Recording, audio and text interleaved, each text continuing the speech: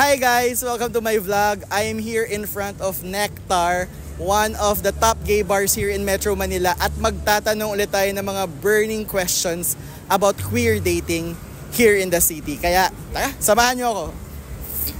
Hi, anong name mo? Hi, I'm Josh. Age? 31. Single or taken? Single.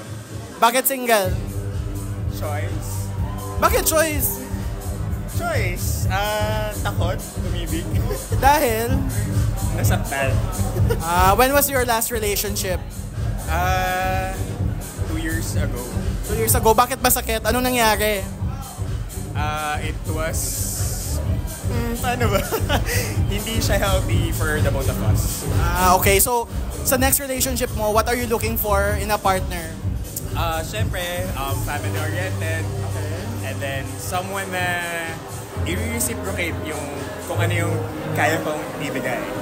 At bakit ka naman ideal partner at Green Flag? Ako, as green flag, Why?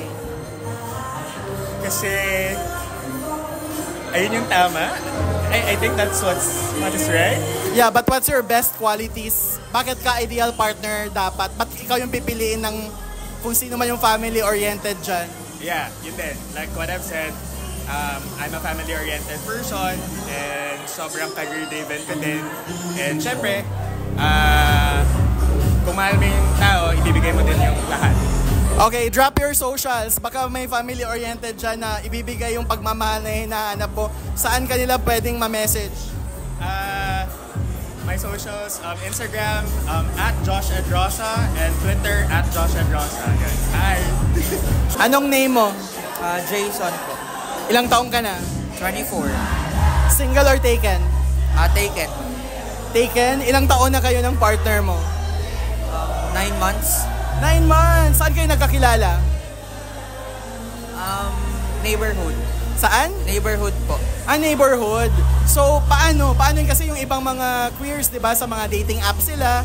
So, paano kayo nagkakilala ng partner mo? Actually, through gestures. Ano? Gestures po. Ano yun? Parang eye to eye, ganyan. Super. Okay pala yun sa mga Gen Z na tulad mo. Yeah. It still works. Yes, body language. Body language. So, how is your relationship so far? Kumusta yung 9 months na yon? So far, okay naman, pero the same with other relationships.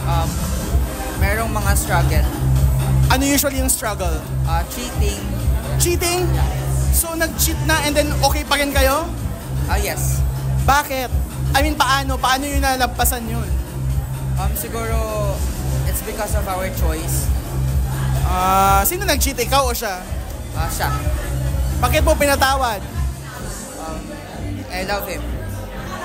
And did he promise na hindi na siya mag-cheat?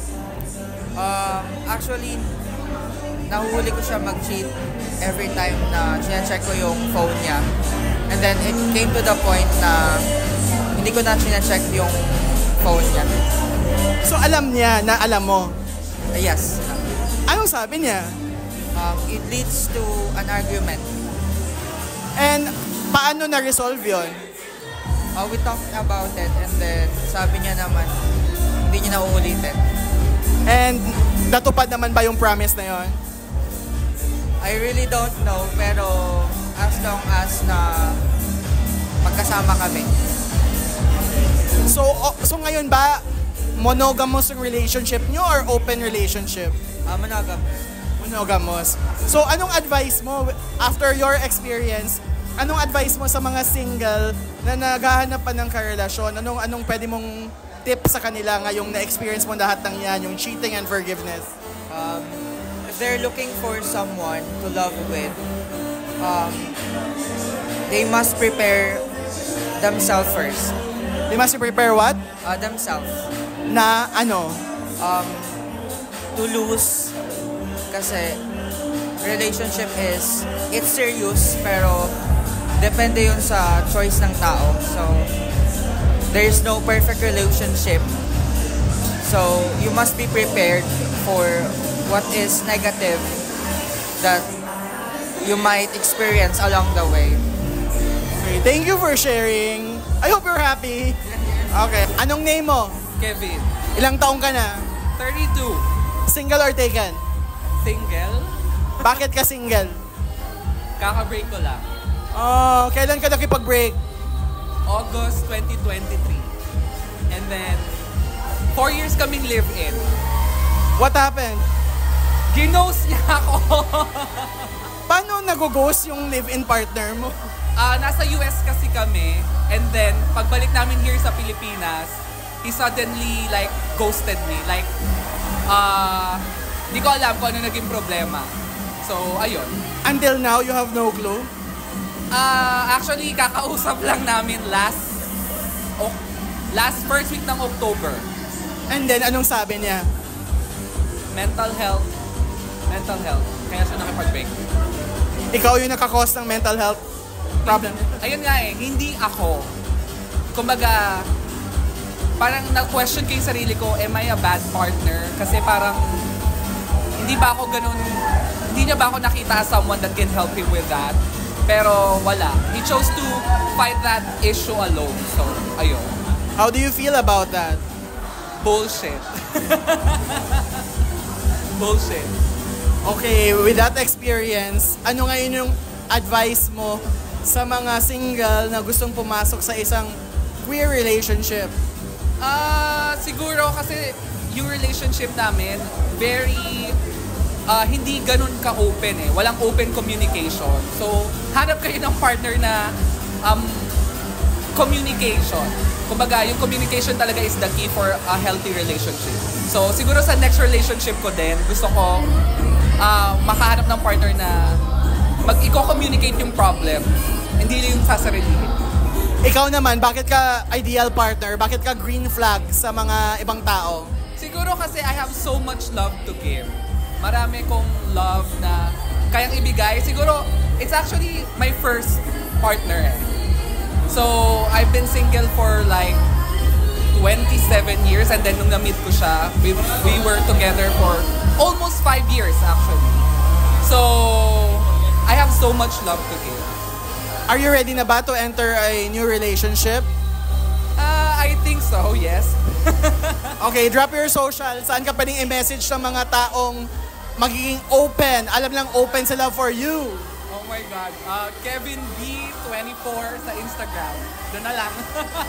What's your name? I'm Dino, How old are you, Dino? 30 years old, Are you single or taken? single. Bakit ka single? Probably because it's my choice, yeah. Choice? Bakit mo choice? It's just my choice because I want to work on my professional career muna. Okay. And then aside from that, I just want to continue my further studies. But on the sideline, kahit na it's my choice, still I'm trying to go on a date. Yeah, every once in a while, but previously, wala, it's failed. So even if you date, parang hindi mo masyadong siniseryoso because you still have other goals in life? Well, even if I have other goals in life, I still, make it to a point na I'm serious in dating. Kasi, well, personally, I have my principles in terms of dating. And when I'm dating, I have to make sure that hindi naman it should be the last guy, something like that. But I have to make sure na I'm giving my all. Mm-hmm. Well, some would really debate on that. But personally, I'd rather be serious, give my all, than I have regrets in the end. Okay. And so what happened? When was your last dating experience? What happened?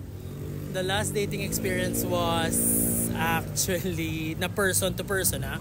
It was June or July, yeah. Saan kayo nagkakilala? Actually, it was a 7-month romance, kung tawagin. It's a dating, but that kind of dating is, it's 7 months.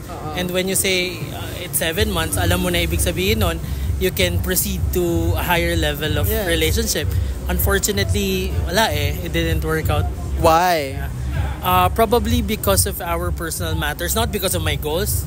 Because personally, I can do half and half of it.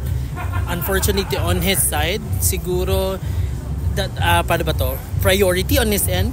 Yeah. Curious lang, saan ka nag-meet? Dating app? Through a friend? On a dating app. Okay.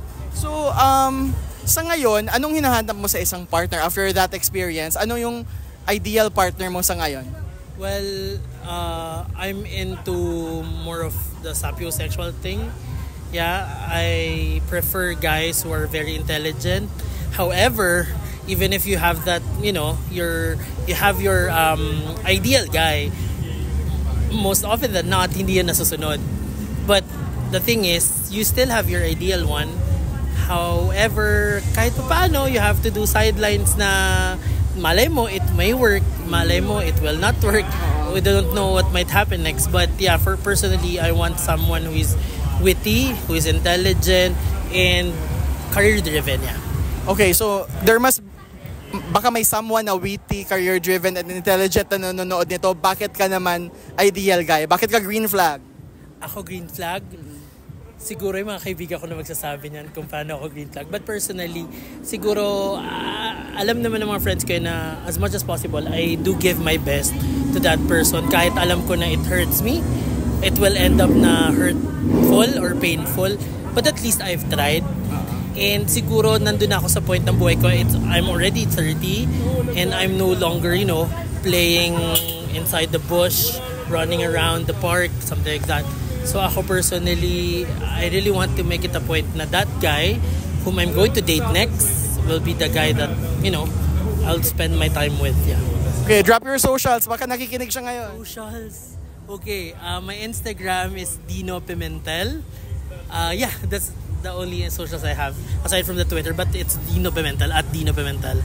Okay, thank you, Dino. Thank you. What's your name? AA. How old are you? 26? Kaka-turn ko lang ng 26, sorry. Happy birthday. Thank you. Are you single or taken? Single. Bakit ka single? Yung bet ko, hindi ako bet. Sino ba yun? Taga Paranaque. Saan mo nakilala? Nakita ko siya sa Bumble. Tapos nag-followan kami sa IG. Okay, nag-match kayo sa Bumble, nag-followan kayo sa... Hindi nag-match actually. Pinalo ko lang siya sa Bumble, tapos nag-followan na kami, ganun. And then, bakit hindi ka bet? Ba't mo nasabing hindi ka bet? Ewan ko, medyo... Feeling ko pa siya, down low. Hindi siya out. Yes. Mahirap ba makahanap ng partner or boyfriend dito sa Manila? I think so, kasi wala pa akong jowa. Bakit sa tingin mo mahirap? Siguro picky din ako kasi as much as possible gusto ko match kami sa vibes and attitude. Okay, so anong ideal partner mo? Taga Paranaque, tas Characteristics ng ideal partner mo. gusto ko magaling manamit, tapos Katulad mo? yes.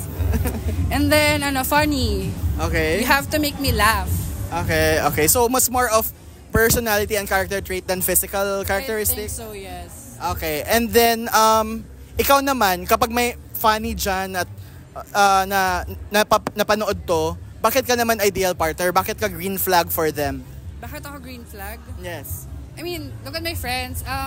They've been telling me na I'm so sincere with them. So yun lang, parang dun pa lang, tuwain nyo ko. Guys, jowain nyo na si AA. Sige na, AA. Naawan ako sa'yo. Drop your socials. Baka naman may nanood nito at talagang bet mo at bet ka rin. Anong socials mo? A2SC. That's ASQUAREDSC. Yan, nakaspelling yan. So yan. Saan yan? Sa IG? Sa Instagram. Yes. Okay, and pag na-match ka na sa Bumble, basta IG lang. Send me a message. Anong name mo? JC, Ilang taong ka na? 26. Anong apelido mo, Reindeer? Single or taken ang corny? Single. Bakit ka single? Didn't work out. What do you mean by didn't work out? We had different priorities. Yun lang. So may nakadate ka dati? Yes, 3 years. 3 years? Ano yun? Dating or... Relationship talaga. So you had a relationship before? Yes. Why didn't it work out? Gusto ko kasi settlement. Gusto niya exploration. Can you be specific? Be specific, paid services. Ganon. Huh? Paid services ang gusto niya, ako, kami lang. Sorry, hindi ko gets. What do you mean by paid service? Specify ko pa, like, masahista and all. So he's also straight? No. No, but he wants, parang gusto niya parang paid. Paid yung... For you to be in a relationship. Tapos mag-pay kami ng someone. Hindi ko gets, hindi mo siya babayaran, bali magbabayad kayo ng iba. Tayong dalawa, for example, in a relationship. Tapos we found someone good looking, bayaran natin, tapos join. So he wants like an open relationship. Sexual, open relationship. Pero hindi niya sinasabi na gusto niya ng open. Gusto niya kami lang, pero ginagawa niya yun in the side. So ang nangyari, supposedly open, na we pay someone to have, to do it with us, but as it turns out, on the side, may ginagawa siyang parang cheating. Yes, cheating. So anong syempre masakit, I'm sorry for what happened to you, but anong takeaway mo doon after that relationship ended? Anong lesson na natutunan mo? Dapat kung magiging in a relationship kayo, pareho kayo ng end game or goals. Kasi if someone na ang ka-relationship mo is just new to this entire world, like queer world, you have to assess kung kaya mo bang i-guide siya, kaya mo bang mag-stay to support whatever he wants to explore or he or she wants to explore. Kung gusto mo settlement na. Okay. Pero ang question ko is basically, sa queer relationship ba, sa tingin mo, mas talagang tumatagal pag open? Or pwede pa rin mag-work yung monogamous? It works both ways kasi depende yan sa gusto nyo dalawa. So kung gusto nyo for a certain period of time, mag-explore kayo, i-open nyo yung relationship nyo. And then kung pareho pa rin goals nyo, you continue back to monogamous relationship pag nagsawa kayo. Or if hindi nyo talaga gusto pareho i-open, you stay as monogamy. Okay. So ngayon ang question ko, ano ngayon yung hinahanap mo sa isang partner? Kung alam niya kung anong gusto niya. What do you mean? You know what you want in a relationship and in life. Kasi kung magre-relationship ka ng someone na hindi pa alam, kung hindi pa na-figure out what their goals are, medyo mahirap yon kasi hahanapin mo kung saan ka lulugar doon eh. Ikaw na, oo. So yun yung gusto mong mahanap, yun yung ideal partner mo. Pero ikaw, bakit ka ideal partner? Bakit ka green flag?